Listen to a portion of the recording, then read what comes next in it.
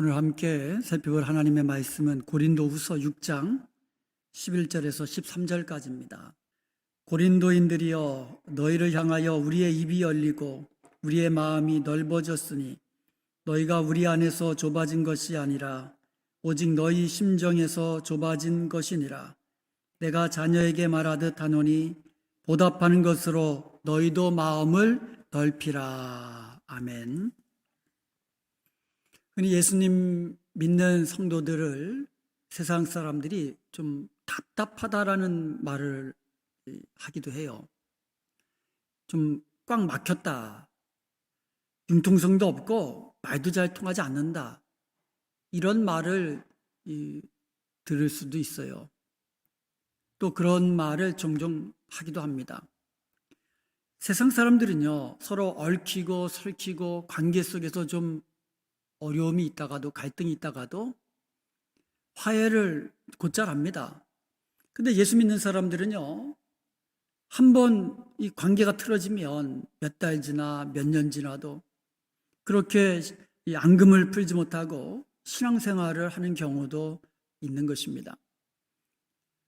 아무리 은혜를 많이 받아도요, 우리 마음이 좀 좁아지면은요, 서로 오해도 생깁니다. 마음이 좁아지면은요, 시기심도 생기고 또 상처도 쉽게 받습니다. 아무것도 아닌 일 가지고도 얼굴을 붉히면서 또 다툼도 있고요. 그리고 그러다 보면 받은 은혜도 쉽게 까먹게 됩니다. 그러므로 오늘 본문 말씀에서 마음을 넓히라라는 이 말씀은요, 오늘 저희들에게 꼭 필요한 말씀인 줄로 믿습니다. 11절 다시 한번 보겠습니다. 고린도인들이여, 너희를 향하여 우리의 입이 열리고 우리의 마음이 넓어졌으니. 바울이 고린도 후서에서요, 유일하게 처음으로 고린도 사람들이여 이렇게 부릅니다.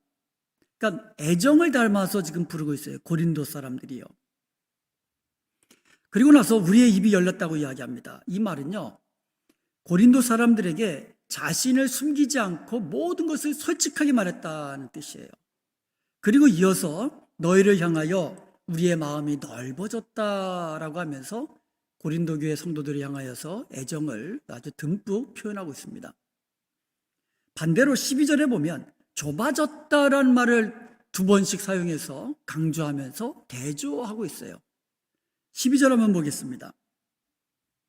너희가 우리 안에서 좁아진 것이 아니거나 오직 너희 심정에서 좁아진 것이다. 여기서 심정에서 좁았다. 심정이라는 말, 이 말은요, 스플라크논이라고 하는데요, 원래 의미는 the inner part, 그러니까 사람의 내부 기관. 우리 이 내부 장기가 뭐 있어요? 심장, 간, 폐, 이런 사람의 내부 기관을 지칭하는 말이에요. 그런데 이 말은요, 비유적으로 이제 사용되면 감정의 자리, seat of the feelings, 감정의 자리, the heart, 심장, 마음, 이런 의미로 이제 사용이 되었습니다. 여기서 바울은요, 고린도 교회 성도들과 자신과의 관계에서 문제가 생긴 것은 그들의 마음이 좁아졌기 때문이라고 지금 간접적으로 설명하고 있는 거예요. 바울은 고린도 교회 성도들을요, 아버지가 아들을 사랑함 같이 그렇게 애정을 가지고 깊이 사랑했습니다. 그리고 그들을 이해했고요. 그렇지만 고린도 교회 성도들은 그렇지 못했습니다. 13절에 보면 고린도 교회 성도들에게, 그러니까 바울에 대하여 마음이 좁아진 고린도 교회 성도들에게 지금 권면하고 있는 거예요. 13절은 뭐라고 권면합니까? 내가 자녀에게 말하듯 하노니 보답하는 것으로 너희도 마음을 넓히라. 바울이 고린도 교회 성도들을 정말 깊은 애정으로 사랑했습니다. 그런 바울에게 보답하기를 원한다면 너희도 나를 향하여 마음을 넓혀라. 그렇게 권면하는 거예요. 그러니까 바울의 사랑에 대해서 보답하는 것이 뭐다? 마음을 넓히는 거라는 거예요. 바울에 대해서. 특히 바울은요, 고린도 교회 성도들을 자녀에 비유하고 있습니다. 고린도전서 4장 15절에도 보면은요, 자신을 복음으로 낳은 아버지에 비유했습니다. 한번 고린도전서 4장 15절 한번 보겠습니다. 그리스도 안에서 일만 스승이 있을 때 아버지는 많지 아니하니 그리스도 예수 안에서 내가 복음으로 너희를 낳았음이라. 그러니까 예수님 안에서 내가 너희를 낳았다라는 거예요. 그러니까 고린도 교회 성도들은 영적 자녀가 되는 거예요. 바울은 그들의 영적 아버지라는 겁니다. 그러니까 아버지가 아들에게 대하여 애정을 가지고 권면하듯이 그렇게 권면한다는 뜻이에요. 그 권면이 뭐냐? 너희도 마음을 넓히라. 여러분, 우리 마음이요, 이 마음에는 담지 못할 것이 아무것도 없어요. 태산이라고 한다고 해도 우리 마음에는 담을 수 있는 거예요.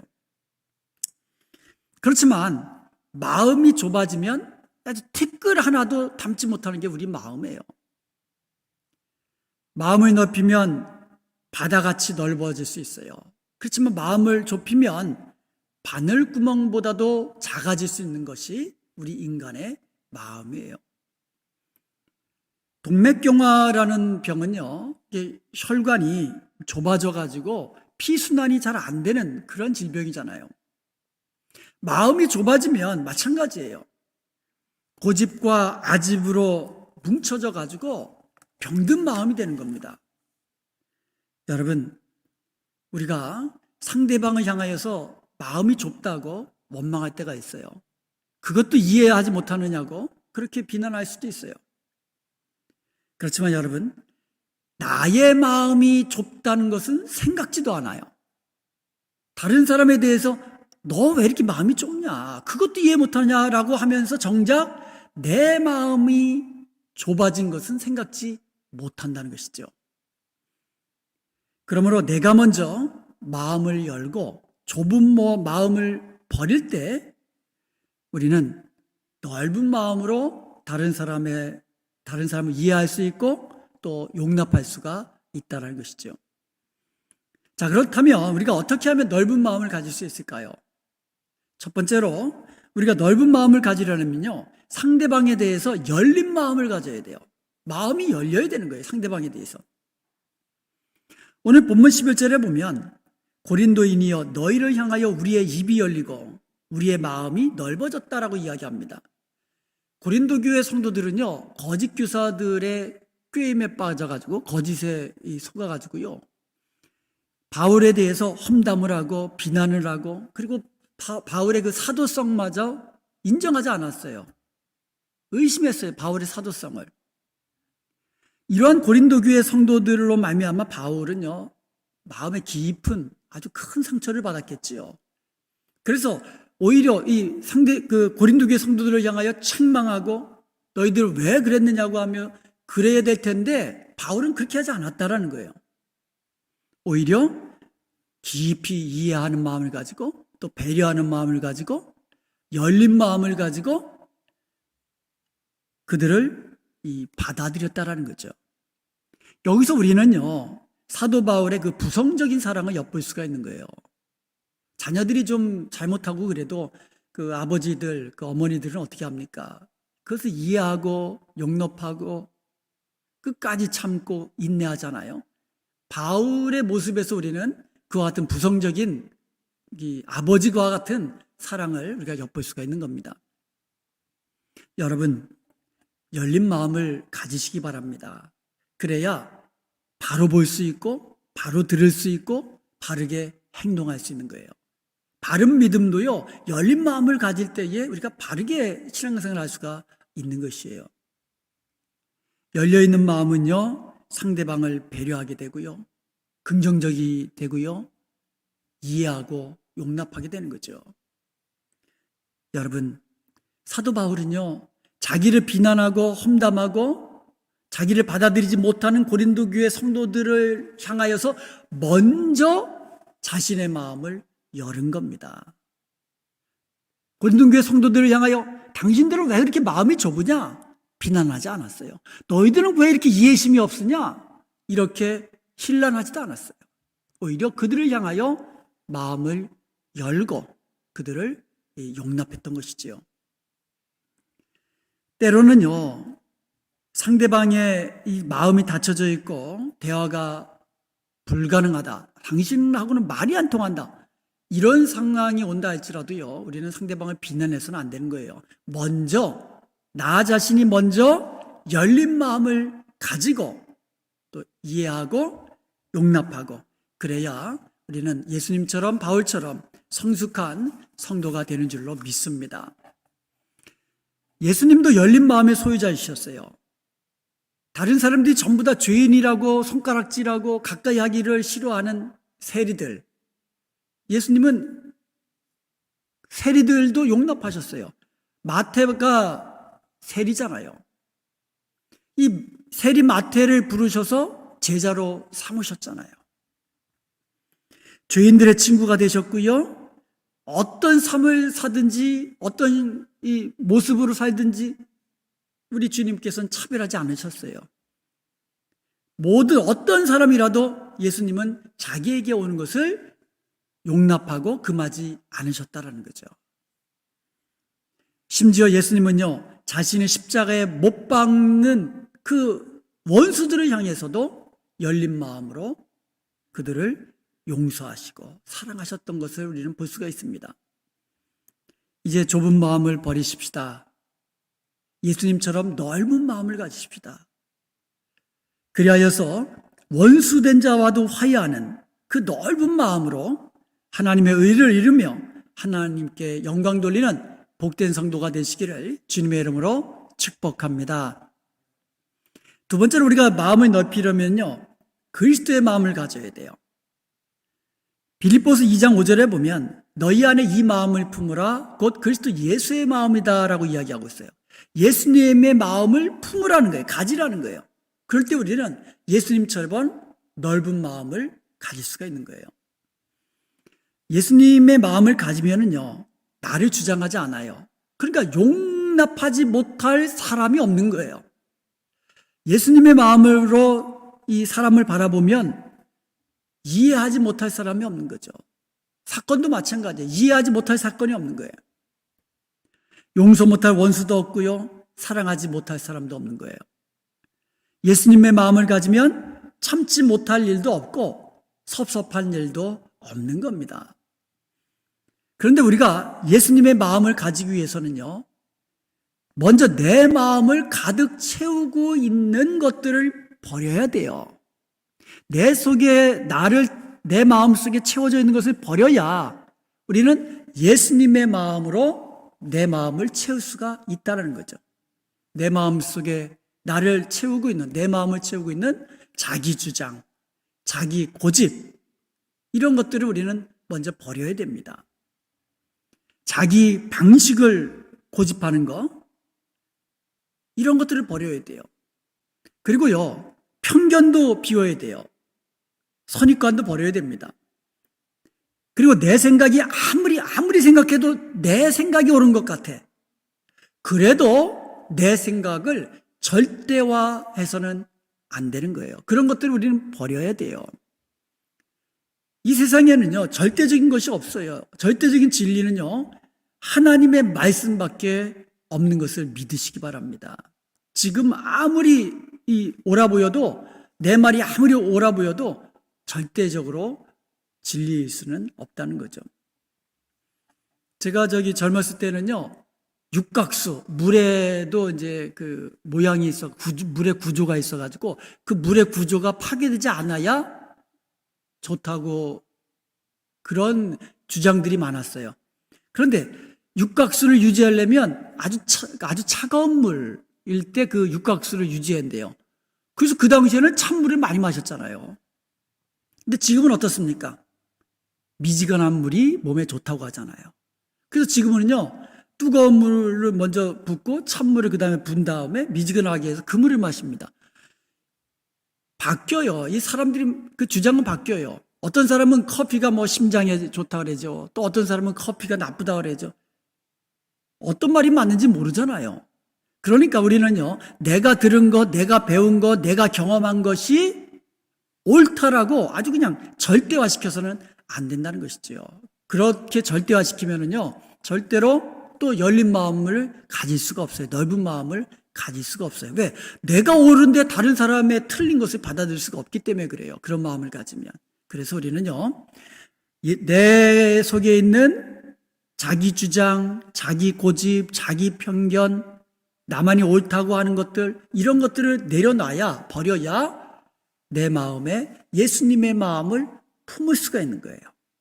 그러면 우리도 예수님의 마음을 닮아서 넓은 마음 가질 수가 있는 것입니다. 고린도 교회는요, 다양한 은사를 가진 교회였어요. 성령의 은사가 아주 그냥 각 사람에게 넘쳤던 그런 교회입니다. 그러니까 어떻게 보면 성령의 능력도 많은 그와 같은 교회였죠. 그런데 그와 같이 하나님께서 주신 그 좋은 은사를 가지고 주님의 몸된 교회를 세워가며 하나님 나라를 확장해 가는 데에 그렇게 좀 사용하지를 못했고 오히려 분쟁이 많고 갈등이 많고 다툼이 많고 그런 교회였어요. 왜 그렇습니까? 마음이 좁아졌기 때문에 그래요. 아니 생각해 보세요.